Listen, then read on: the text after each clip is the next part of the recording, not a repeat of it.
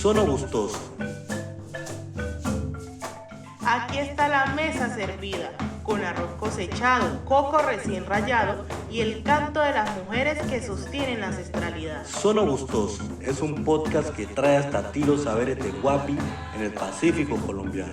Prepara tus oídos para que saboreen estas recetas y acompáñanos en este recorrido sonoro lleno de sabor, historia y resistencia.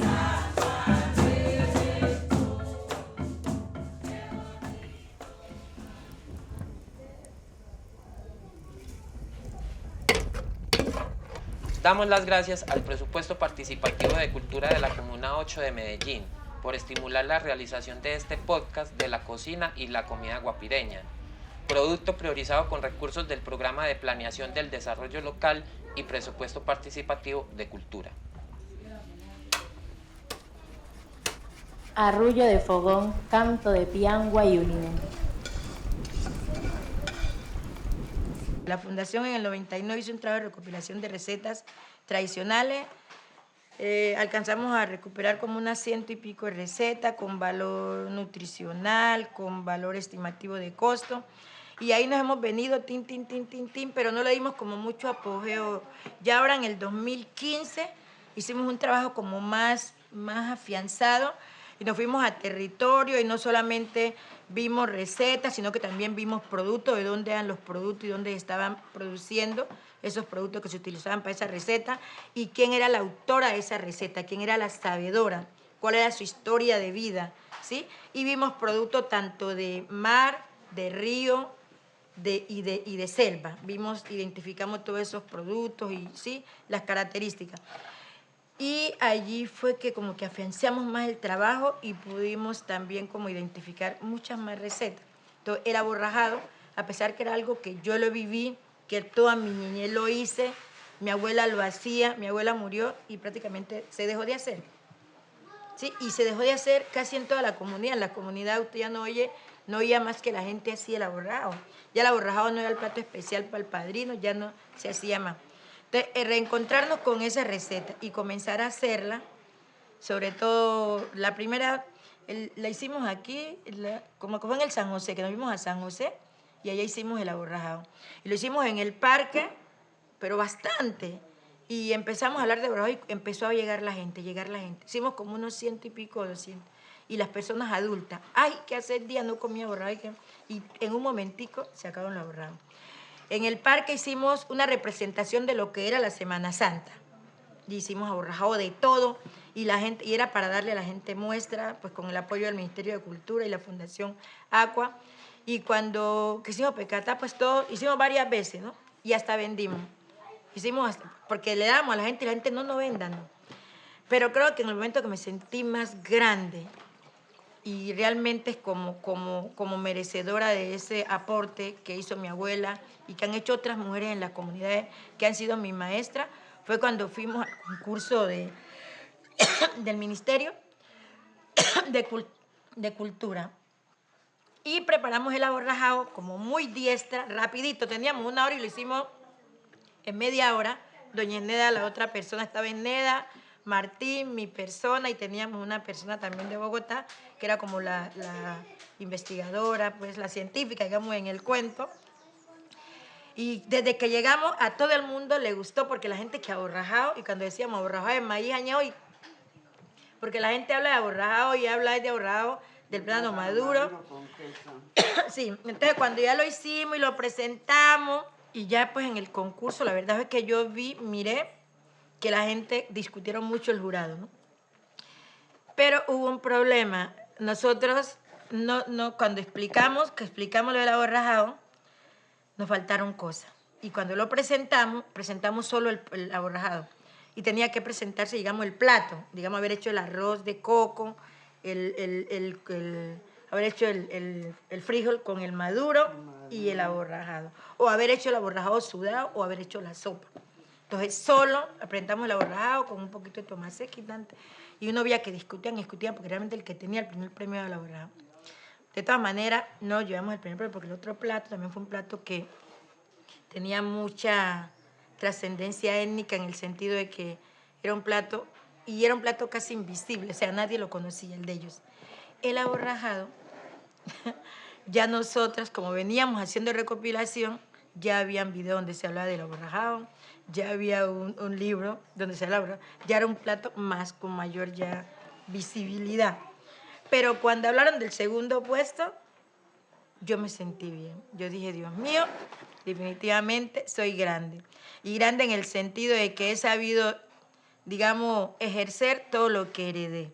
Entonces, ahí me sentí bien. Y me sentí bien porque estábamos posicionando un saber tradicional a nivel nacional, sobre un concurso que se hizo en todo el país y que participaron muchos departamentos, muchos municipios, y que quedamos en los 3 finalistas y que estuvimos ese segundo lugar. Y es un producto que se prepara con una receta que prepara con productos locales. Hoy estamos utilizando esta cebolla, pero esta cebolla se puede cambiar por la cebolla de acá. Entonces, todos sus productos, el maíz, el camarón, el huevo, la chillangua, la cebolla, todo es de acá. O sea, no hay que depender de fuera para usted alimentar, comer, tener esa receta. Entonces, me sentí bien y sobre todo cuando las noticias que la gente llamaba, porque la gente pensó que el segundo puesto habíamos ganado, porque todo el mundo pensaba, y la gente llamaba y no sé qué, y eso fue noticia, vinieron del país aquí a Guapi a hacernos entrevistas, vinieron de Cali no sé qué, y eso lo sacaban, dijimos, bueno, y eso nos sirvió para visibilizar más el proceso, para posicionar una práctica tradicional, que es la cocina tradicional. Y bueno, y al menos hablar de todas esas sabedoras que en alguna vez se inventaron esto y que se murieron y que no supieron lo importante que era esa receta y que hoy sigue siendo. Bocados de mar, río y selva. Eso es Guapi.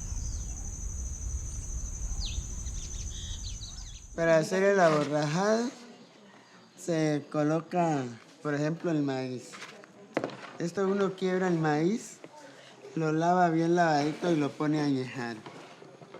Y después que ya lo añeja, uno lo está pues como lavando cada 3 días, cada 4 días. Y después, cuando ya está añejo el maíz, entonces uno lo lava bien lavadito y lo pone a secar. Después que uno lo seca, entonces lo muele y saca la harina de maíz, ¿sí?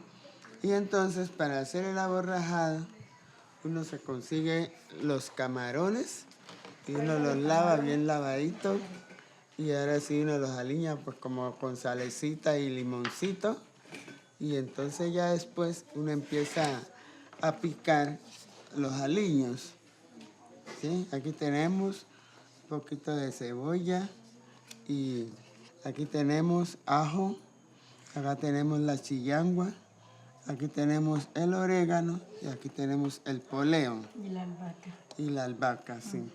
Entonces, ¿qué hace uno? Uno pone a hacer un guiso. Uno hace el guiso con todo esto y uno hace suda los camarones.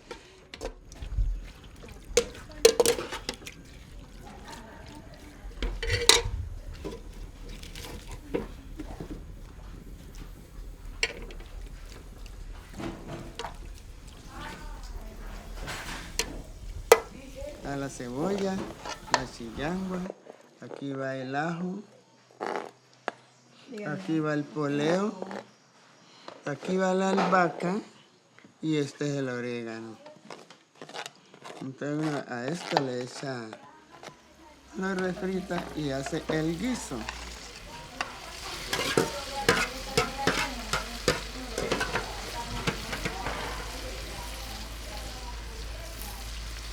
Cuando Machela, digamos, el guiso, ¿sí? Se hace el guiso y ese guiso lo que se hace es se divide en dos. Una parte se deja para mezclar con la harina y la otra se sudan los camarones con el guiso. Los camarones son de allá en Doña Eneda, de allá de Quiroga. Estos camarones son de Quiroga. Entonces se hace un guiso con los camarones y se deja allí y la harina ya está lista, se saca el coco, también se utiliza coco. ¿Sí? Ahora se saca la leche del coco y listo.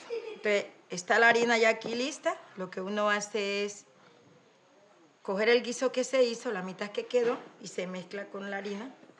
y se coge también los camarones y se mezcla y se le echa huevo, se mezcla. Como queda un poquito duro, entonces se le echa una leche de coco bien espesa y se mezcla. A esto le echo un poquito de achote para que coja color y ya, se bate con la mano, por lo regular se batía, pero así ya se lleva y se frita. ¿Sí? Esos son, o sea, camarón, el maíz, el coco, los huevos y el guiso con hierba. Yo creo que, o sea, un elemento esencial en los aborrajados es el guiso con la hierba, porque la mezcla de esa hierba le da el sabor, digamos, y los camarones, pues, la leche de coco, pero es la hierba como lo esencial. De la azotea al fogón crece la semilla y la sazón. Toca perdigarlos aquí porque ellos, al sancocho así, ellos sueltan agua. Entonces uno le toca hacerlos así para que ellos suelten el agua. Porque no se le agua mucho el guiso a uno. Mira todo el agua que le salió.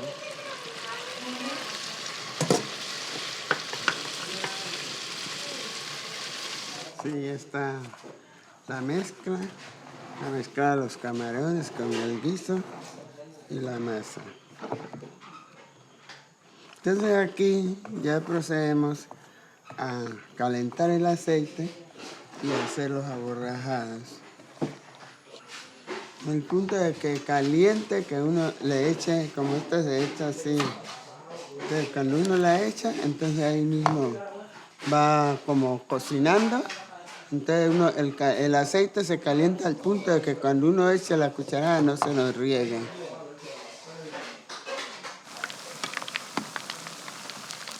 Hasta que ya empiezan a dorar.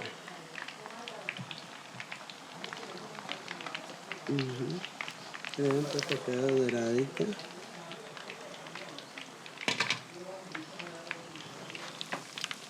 Generalmente uno lo acompaña con arroz, con papachina frita.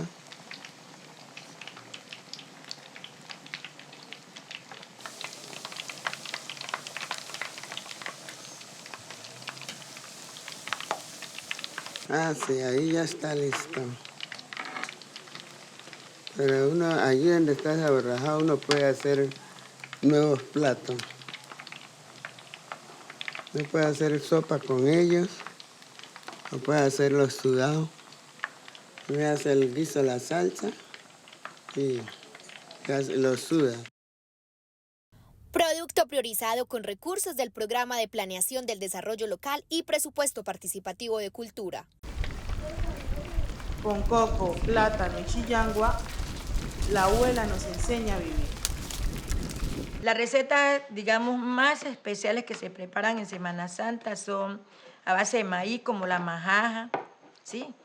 La majaja, el casabe, el birimbí, el cabello de ángel, que es de papaya, es un dulce, y el aborrajado de maíz, que es la receta que vamos a mirar ahora. El aborrajado de maíz es muy especial en esa época porque se hace en la casa para que el ahijado le lleve a regalar a los padrinos. Acá es tradicional que un niño nace y tiene más de 20 padrinos, porque tiene padrino de uña, y es cada uña, no cada pedacito de uña. O sea que de uña puede tener 20 o 30 padrinos. Está el padrino de agua y la madrina, el de óleo, el de confirmación, el de bautizo, o sea, todo.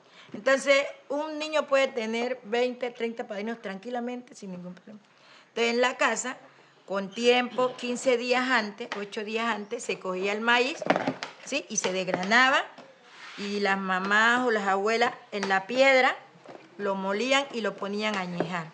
Anteriormente se añejaba en las ollas de barro que nos vendían los compañeros indígenas, que habían, ahora ya se utiliza otro envase, otro material. Y se molía más o menos así, se quiebra y se deja, digamos, añejando unos 15 días. Pero durante esos 15 días, cada 3 días, se lava. Se le saca el agua que tiene, se lava, vuelve y se le echa otra agua, y después vuelve y se lava y se le echa otra agua. A los 15 días ya se saca, se lava bien, ¿sí? Bien lavadito, y se deja como escurriendo para que seque. Cuando ya seca, ¿sí?, se muele y se hace la harina. Saborear es recordar el río, el mar y la comunidad.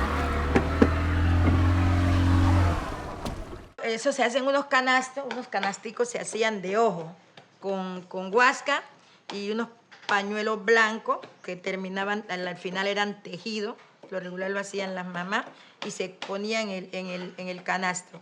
Y se hacían los aborrajados y allí se colocaban y se cubrían. Y uno, pues como de pequeño, uno ya sabía... Ajá. Ay, los tamales. Como de pequeño uno ya sabía bogar y bañar, no había ningún problema nadar. Aquí mi compañera Marisa también puede hablar, que eran también los tamales de maíz con piangua. Sí, los tamales se hacían de plátano, de masa de maíz y con piangua. Y entonces se acomodaban esos aborrajados, bueno, y los tamales también, a veces el cabello de ángel también se colocaba y se cubría ese canasto y se llevaba. El ahijado llevaba eso al padrino y a veces de allá el padrino se venía con el ahijado y también traía en un platón o en un canasto, de antes usaban muchos platones así de este color, o en una batea, muchas cosas. Sí, traía que plátano, pescado, que coco, que arroz, todo lo que había allá también. Entonces eso era nomás una sola... ir y venir, o sea, de acá se llevaba eso, de acá se llevaba y se traía, o sea, uno terminaba la Semana Santa y pasaban a veces los 3 meses y había todavía resto de los intercambios que se habían hecho. Entonces eso era, pues el que tenía el plátano mandaba plátano y coco, el que tenía pescado mandaba pescado, o sea que había tanta comida en esa semana que el arroz terminaba la semana y quedaba comida. Entonces, pues eso era muy significativo y eso era fijo que había que hacerse. Todos los años había que prepararse la comida especial para los padrinos, que era esa, el aborrajado. Se complementaba, digamos, con el tamal de piangua, de maíz o de plátano y el cabello de ángel, que era el dulce pues que se hacía, o un dulce coco, pero más que todo el cabello de ángel, que es de papaya. Saborear es recordar el río, el mar y la comunidad.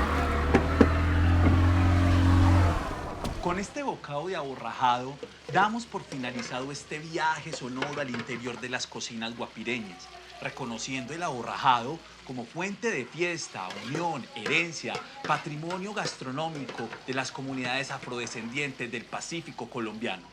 Gracias a la Fundación Chillangua y a sus sabedoras que nos compartieron sus secretos y saberes. Hasta la próxima.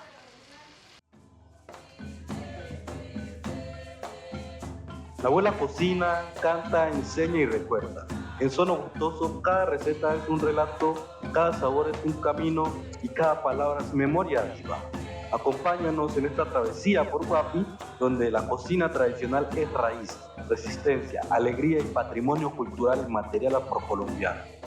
Sono Gustoso, una danza que alimenta el cuerpo, el alma y nuestra identidad afro.